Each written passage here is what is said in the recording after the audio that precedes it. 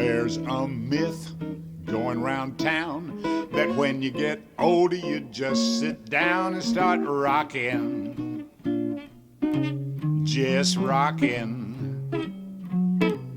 In a way that's true, if you know what I mean. Just take a look at the senior scene. Well, it's rocking. Welcome to a conversation about substance use and aging. My name is Ina Stern, and I'm a graduate of Project Engage and a member of the Mental Wellness Senior Resource Team. And I want to thank the Orange County Department on Aging and the staff of the Seymour Center for hosting this event.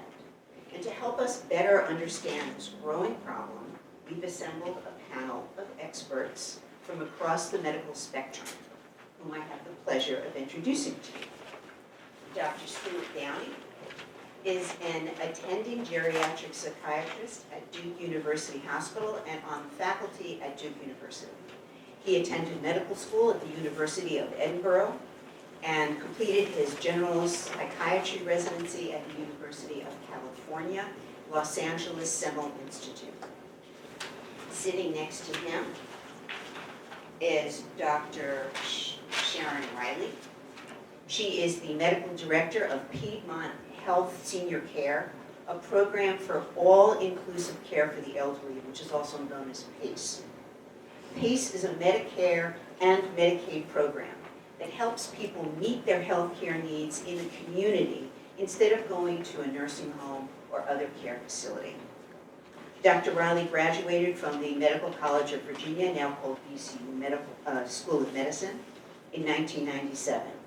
Our third panelist is Carol McClelland.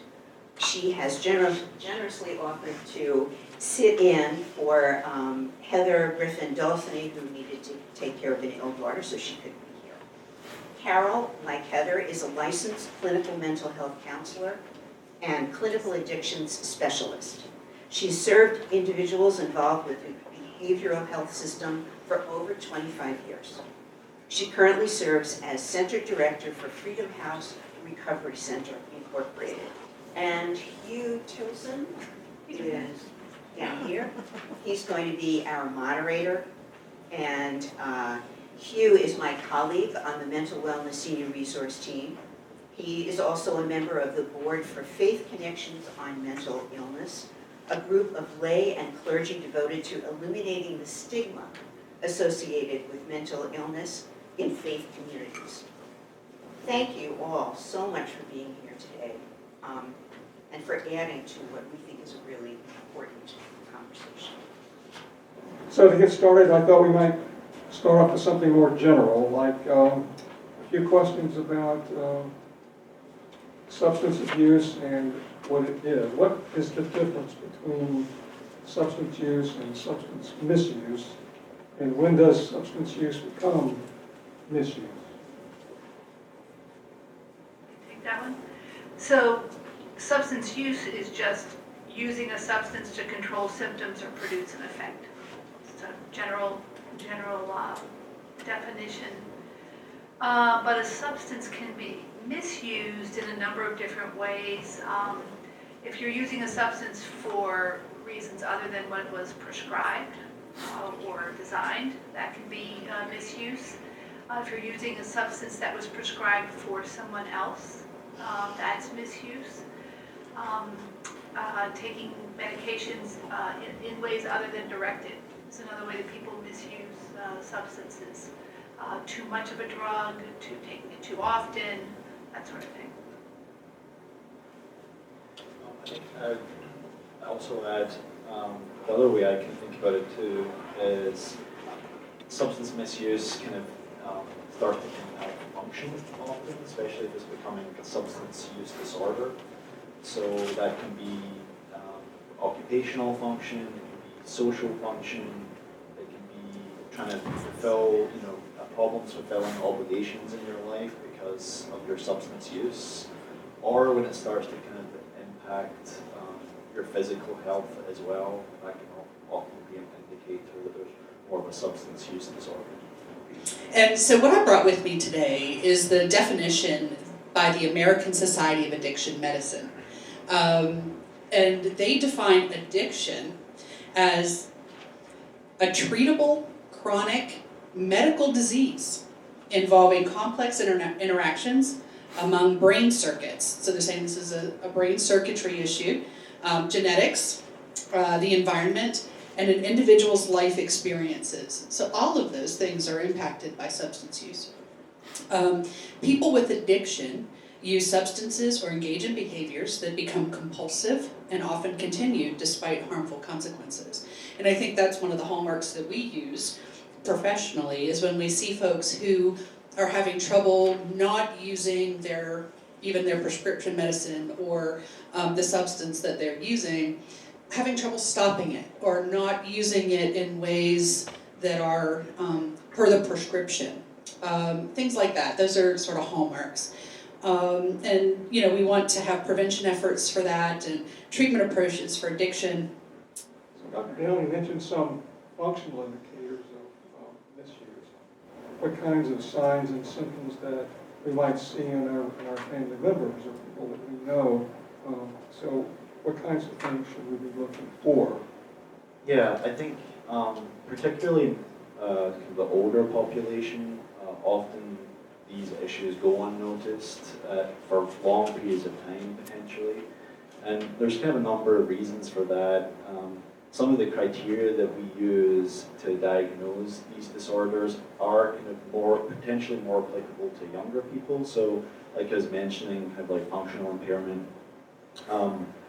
If you're older, you may be retired, you may not have work obligations. That might be one indicator of someone having a problem, falling behind on work obligations, for example. If you're older, that may not necessarily be the case. Or, DUIs or issues like that. If you're older, you may no longer be driving.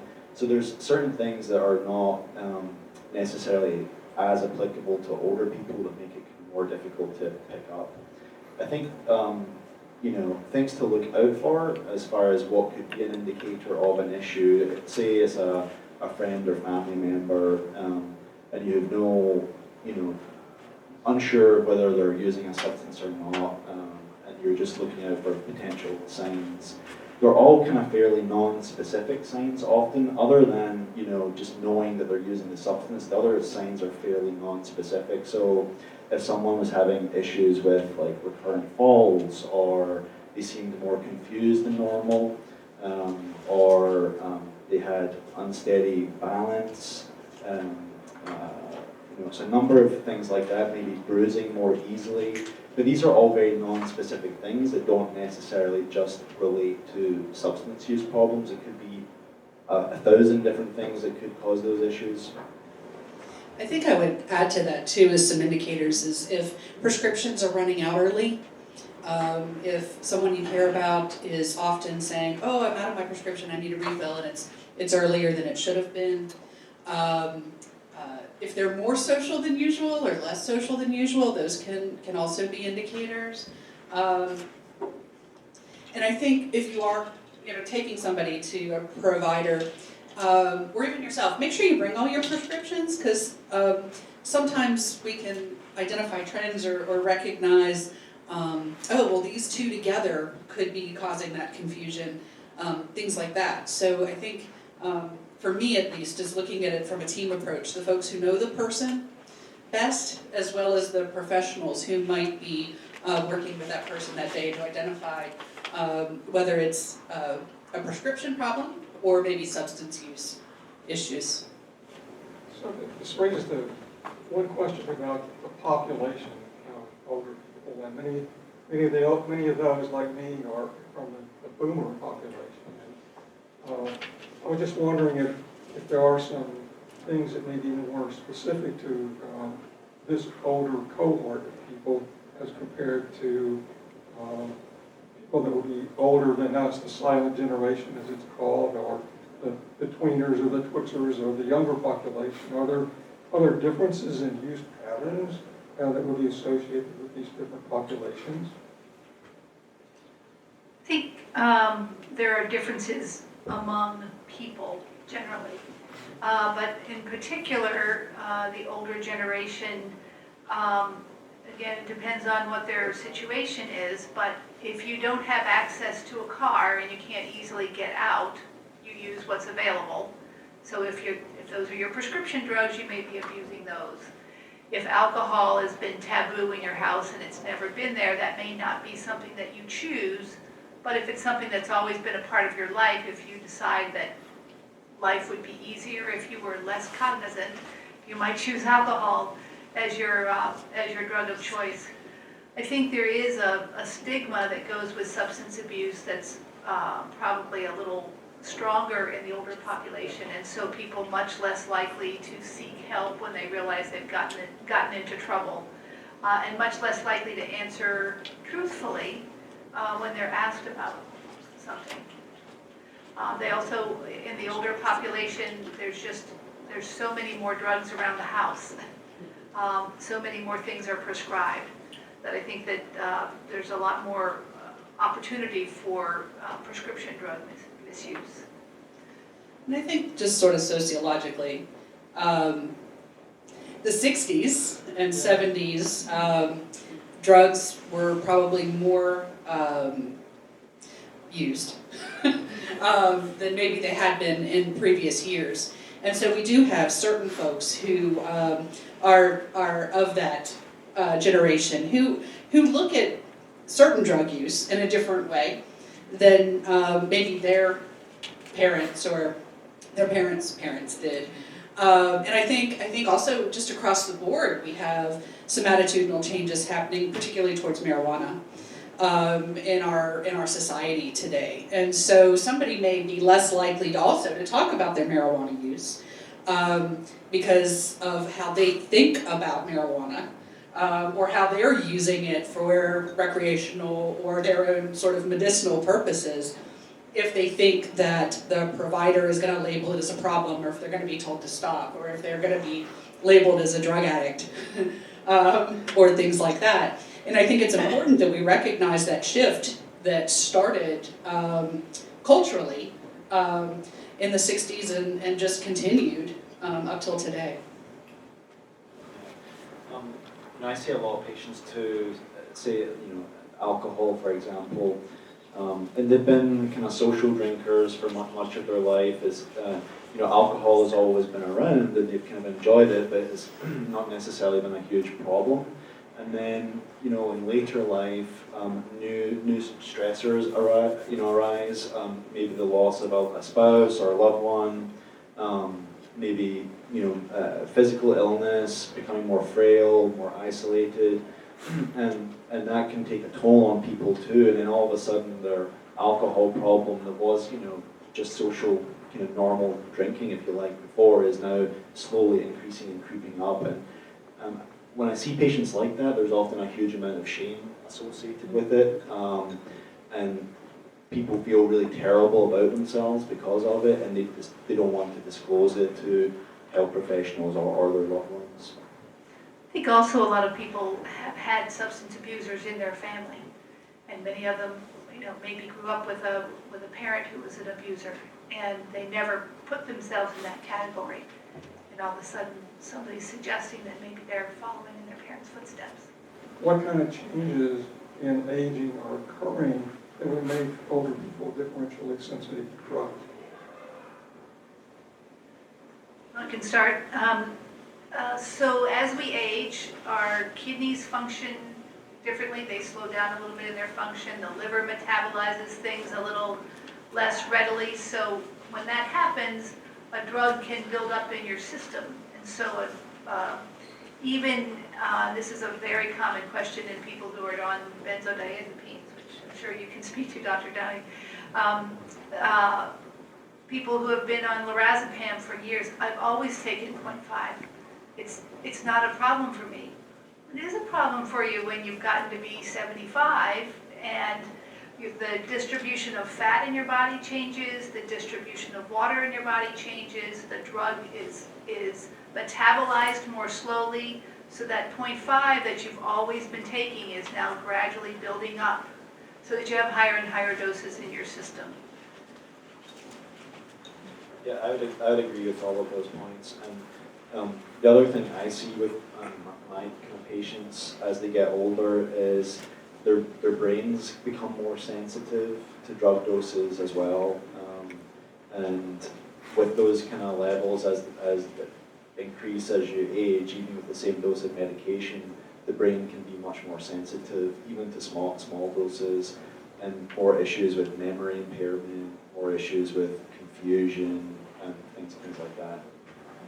So with aging, there's an increased probability of having certain kinds of diseases, neurological diseases, for example, Parkinson's disease or Alzheimer's or diabetes, not a neurological disease, but certainly a disease. So as these age-related diseases start to occur, how do they interact with the response to drugs and the risk for substance misuse? So, in multiple ways, Parkinson's, one example you gave, in a very practical way. If you've got Parkinson's, it makes it really hard to get the pill to the mouth. Just a basic thing like that can be really tough for people if you're trying to take multiple pills. And in Parkinson's, it's particularly tough because people can end up having to take things 6 times a day. I don't know how people manage that, but that's what the drugs are, or how they're supposed to be prescribed. So there's just practical interactions like that. When you get diabetes and you've had diabetes for many years, you can develop neuropathy. Again, just simply picking up the pills is a problem. Knowing when to take various pills so that one doesn't interact as much with the other, or so they don't interact with the food that you have. People who develop dementia are going to need somebody else to help them with the drugs that they take because they simply can't remember that they've taken them. And I work in a PACE program where we have pretty tight control over what people take and how they take them and how they're packaged. And it's remarkable how many ways that can get mixed up when somebody is not cognitively intact. So all those things can affect the drugs. So with aging, there tends to be an increased risk of, mental disease or some types of mental wellness issues like anxiety or depression. And many times people are isolated socially. So from your experience, how much do these kinds of factors play into the risk for substance misuse? So it's kind of well known that individuals who have mental health problems or mental health diagnosis are a much higher risk of also having a substance use disorder. The two very frequently go hand in hand. It's the case for younger individuals, it's the case for older individuals. And oftentimes people will ask, well, what comes first? Is it the substance use disorder that then leads to the mental health issue, or is it the mental health issue that leads to the substance use disorder? And it can be both, and it can often be this both in the same person, and it can be oftentimes hard to tease it out and really and tell. But for sure, yeah, the substance use disorders are very commonly co-occurring with mental health disorders, and really the kind of approach that we kind of take is not trying to treat one at a time, but trying to treat both at a time and sort of co-occurring kind of treatment for both. I would also say that there's things that happen in our lives as we age. Retirement can be a pretty big event in our lives where it kind of changes how we see ourselves, how we pictured ourselves. For however many years we were in the workforce and we did this thing every day, and now we're not. And that can be a grieving process and changing the picture of who we are every day. Sometimes we're losing loved ones and good friends and folks who have been around us for a long time. So we've got grief through that happening. We might have to move out of our homes. We might not be able to get around as much. We might lose our driver's license. We might be having vision problems and social isolation and things like that. And those are all, unfortunately, things that increase in likelihood the older we get. And so I think it's important that we recognize, first of all, that those are all normal, natural experiences for folks. But sometimes we beat the heck out of ourselves because we feel the pain of grief so poignantly. And we feel the pain of the loneliness so deeply when people who've been meaningful in our lives are no longer there.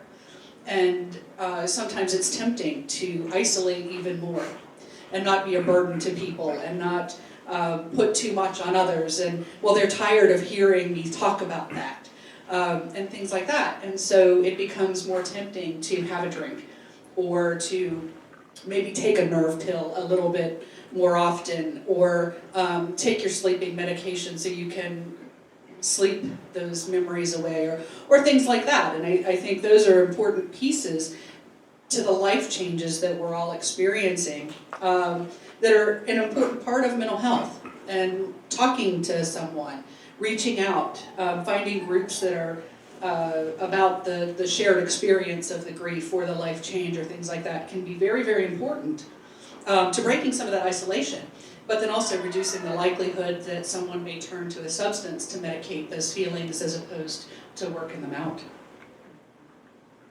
I would like to ask one question more, and that is, how does one raise the issue of somebody misusing drugs, like picture of alcohol, and he misuses drugs? Can't hear. And so is it up to the family or the physician or the pharmacist, and how does that conversation go in terms of raising the issue that there's a drug problem or a misuse problem? What's your advice to family members and others that be faced with this kind of situation? I think the thing that I would say is the most important thing is to do it in a way which is supportive and also non-judgmental. Because if someone approaches the issue from the point of view of judging or being angry about it or accusing, that's just not going to go well, and that's not going to help the individual with the problem get the treatment that they need. So I think being supportive, showing concern, showing that you want to help, showing that you don't think less of this person because of this particular issue is the for me is like the fundamental thing to keep in mind. And really it could be anyone close to the person that brings this particular issue up. It might be a family member, that may or may not go down well as a conversation, but it might at least give some kind of seed or impetus for that person to then go to their doctor to have a bit more of a fuller conversation or someone else. So I think we all kind of have a responsibility to watch out for these issues, but doing it in a way that's supportive and non-judgmental is kind of the key from our perspective. I think if that conversation seems like it will be particularly difficult with the person you see as having an issue, you can be a little bit indirect. You can mention things you've noticed. Gosh, you've been falling a lot more. I wonder if it could be one of the medications that you're on, or have you talked to your doctor about things that are increased falls? Or, you seem a little confused. I noticed we talked about this yesterday, and we're talking about it again. So, are you on something that affects your memory? You can just talk about some of the symptoms in more of a concerned way, and if it's somebody that you can attend their doctor's appointment with them, bring those things up if that's possible. When all else fails, write it down and get it to their doctor. and just say, I've noticed these things, I'm concerned that there's a medication abuse issue, or if you know for sure, I've seen this person go to 3 pharmacies and come home with bottles of medicine, so I'm concerned about this. No, the doctor may not be able to answer you because of all of the HIPAA laws, but at least you've planted the seed so that they know to ask those questions. And I think it's important to go into that conversation, well, I echo my colleagues, but also fully, like, hoping that everything's gonna go well, but recognizing that it may go all to heck.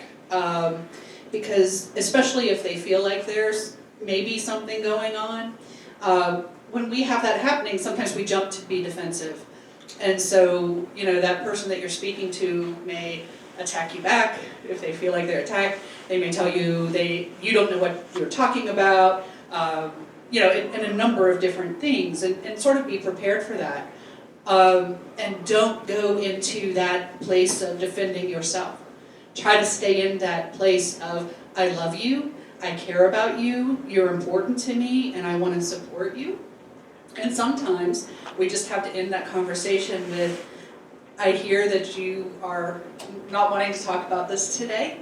If you change your mind, I'm happy to give you whatever support I can, because I love you and I care about you and I'm here for you, so call me. Or, leave them a little number to call or things like that, because sometimes after the conversation has time to settle, there can be an openness to hear some things that maybe they couldn't hear in the midst of that conversation.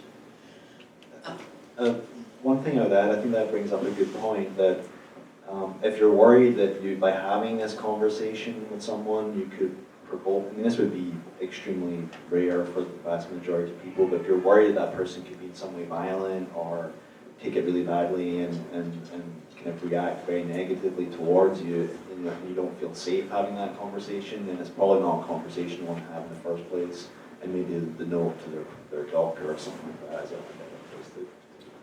Okay, well, thank you very much. This has been very informative. I really appreciate your comments. We paid our dues all those years, and it's so nice to be switching gears. It's a grand new century, and it's the senior life, the senior life, the senior life for me.